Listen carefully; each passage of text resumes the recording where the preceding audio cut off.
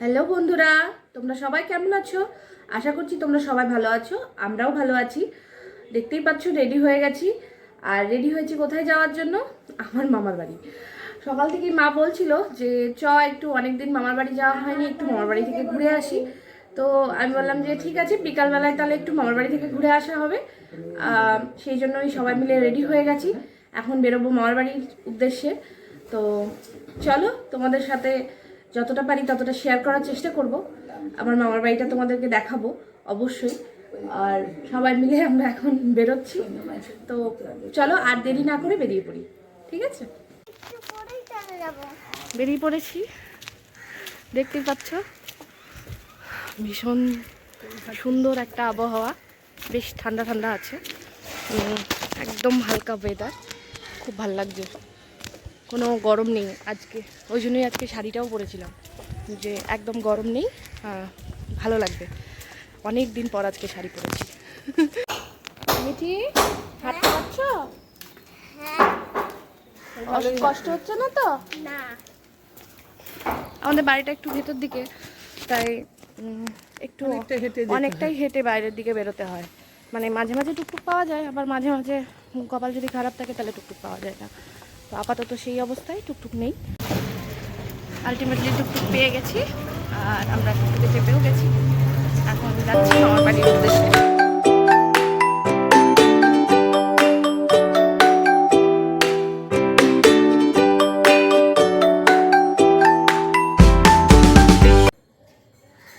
চলে এসেছি মামার বাড়ি, আর এই হলো আমার মামার বাড়ি। অনেক পুরনো, প্রায় 120 বছরের পুরনো, দেখেই বুঝতে পারছো তোমরা। তো চলো তোমাদেরকে ভেতরটা দেখাই। এই দেখো, আগেকার দিনের পুরো সিঁড়ি, একদম উঁচু নিচু, এই যে দেওয়াল। আমার পুজো করছে।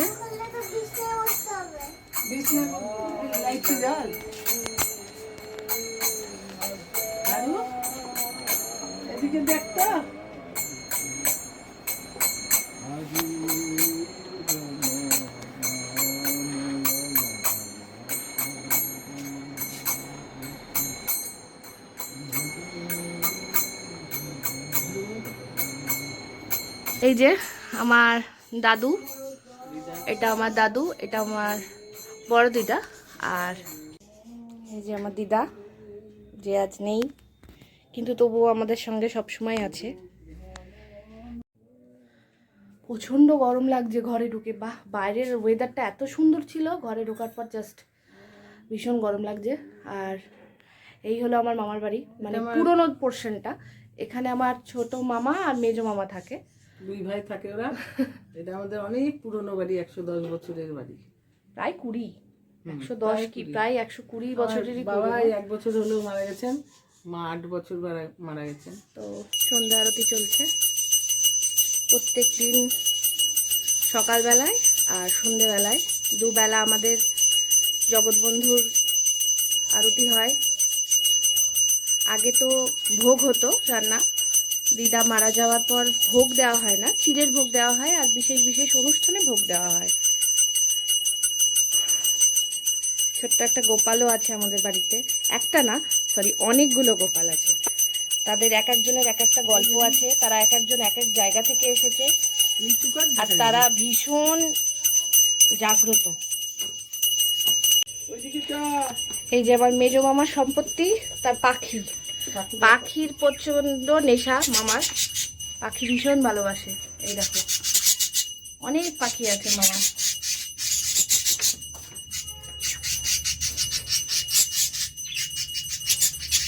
মিচির মিচির করছে, বাড়িতে লোক এসেছে তো তাই ওরা বুঝতে পারছে যে কেউ এসেছে।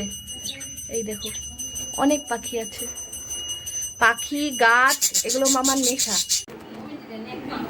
বড় মামার ঘরে চলে এসেছি, এটা বড় মামার নিচের তলা, দোতলাও আছে, দোতলাটা সুন্দর করে করেছে, আর একতলাটা তো এখন সুন্দরই অবশ্যই। এই যে মামির সাথে আড্ডা চলছে এখন। আমার একটাই মামি, বড় মামি, একটাই মামি আপাতত। ছোট থেকে মামির কাছেই মানুষ, খুব দুষ্টুমি করেছি মামির সাথে। একটু আম খাও, মিষ্টি আম। মিঠি আম খাবা? খাও না, খাও না। আম খাও? কি খাবে তুমি? কি খাবো বলো মামিকে? বিস্কুট, আম খাবে না? আমার বৌদিকে মামি বলেই ডাকে, বড় মামি। হ্যাঁ, আমার মেয়েও আমার মামিকে মামি বলে ডাকবে। এক বাড়িতে আছি, তবে এখানে এসে শুনলাম যে গঙ্গা পুজো হয়, গঙ্গা পুজোর মেলা বসেছে গঙ্গার ধারে। তো যাওয়া যেতেই পারে, দেখি ও অফিস থেকে ওর আসার কথা আছে আমার পরে, যদি ও আসে তাহলে একটু গঙ্গা পুজোর মেলাটা যাব, আর তোমাদেরকেও দেখাবো গঙ্গা পুজোর মেলাটা। চলে এসেছি আমরা মেলাতে। এই মেলাটা একদিনই হয়। এই যে আমরা হাঁটছি, মেলাটা রাস্তার দুধারে বসে, মাঝখান দিয়ে অনেক গাড়ি ঘোড়া চলছে। এই হলো মা গঙ্গার মূর্তি, ভীষণ সুন্দর হয়েছে মূর্তিটা, তোমরাও দর্শন করো। মার কাছে প্রার্থনা যেন সবাইকে ভালো রাখে মা, তোমরাও মার কাছে আশীর্বাদ চেয়ে নাও, মা যেন সবাইকে ভালো রাখে।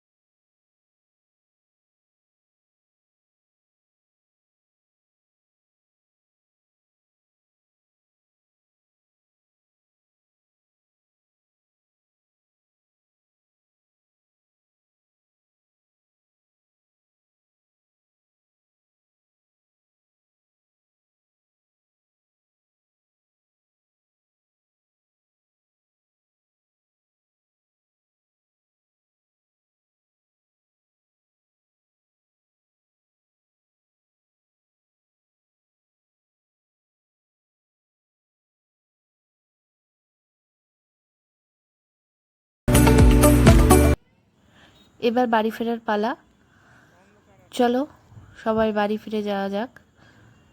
ভিডিওটা আজকের মতো এখানেই শেষ করছি। যদি কিছু ভালো লেগে থাকে তাহলে প্লিজ লাইক, শেয়ার আর সাবস্ক্রাইব করতে ভুলো না। অনেক অনেক সাপোর্ট করো আমাকে। টাটা বন্ধুরা।